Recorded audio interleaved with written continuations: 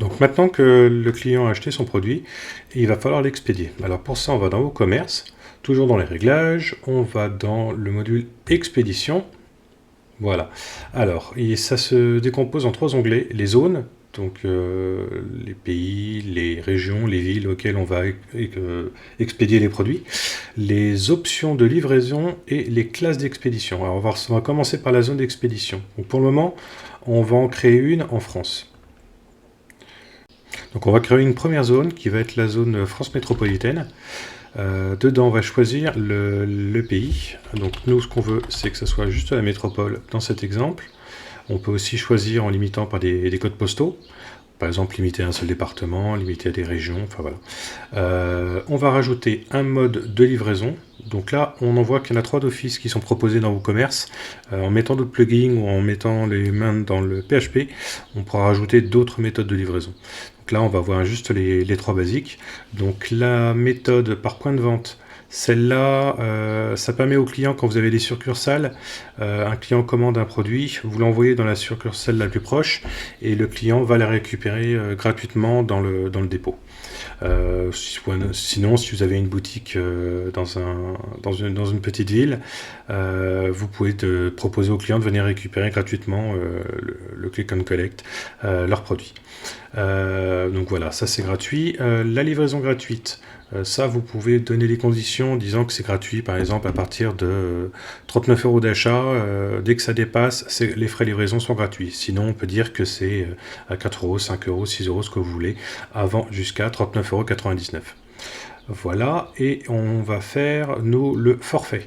Donc, au niveau de la métropole, on va appliquer un forfait. On va modifier forfait taxable.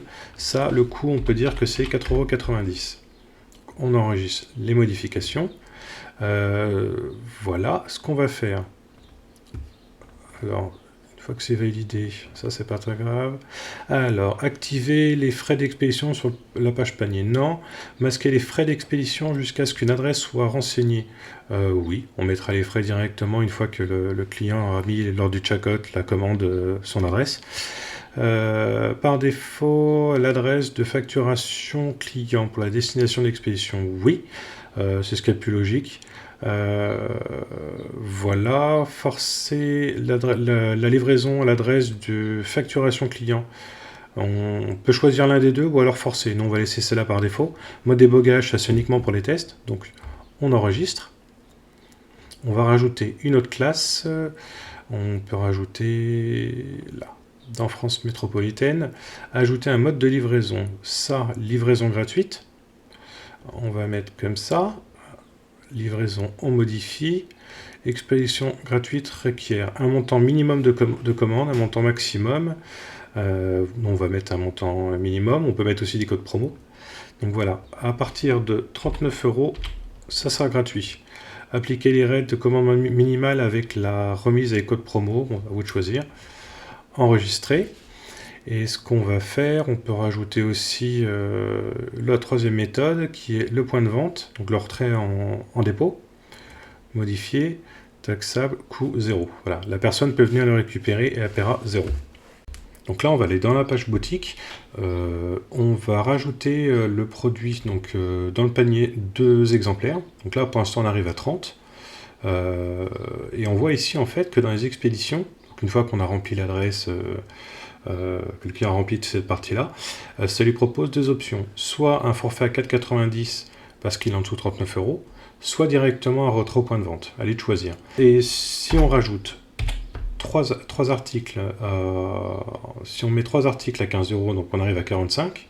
45, on a donc le forfait à 4,90. Ça, comme je vous ai expliqué, on peut l'effacer après. Mais on a surtout la livraison gratuite qui apparaît, ainsi que la livraison au point de vente. Voilà, après, il n'y a plus qu'à valider. Petit erratum, sur le début de la vidéo, j'avais mis que la TVA, enfin que les frais d'expédition étaient taxables sur le forfait. Je les ai enlevés, c'est pour ça qu'on arrive à 4,90, sinon on serait à 5 € et des poussières. Voilà. Alors maintenant, on va voir ce que sont les classes d'expédition. Alors une classe d'expédition, c'est assez simple, ce sont des produits similaires en général. On peut en créer de différentes sortes, comme les produits fragiles. Un produit fragile, par exemple, on peut lui dire, quand un client a rajouté un dans le panier, qu'il aura des frais supplémentaires, par exemple de 6 euros, parce que le produit est dit fragile, donc bon, ça ne sera pas la même mode d'expédition. On peut faire pareil sur des expéditions suivant les types, que ce soit aérien, maritime, etc. Mettre des frais différents. On peut faire ça sur des produits encombrants, en disant tout ce qui est produit encombrant, on va le mettre uniquement en retrait en magasin, pas d'expédition. Donc là, on retourne sur la zone d'expédition, France métropolitaine. On va dans le forfait et on voit apparaître maintenant ça. Coût pour la classe d'expédition, produit encombrant.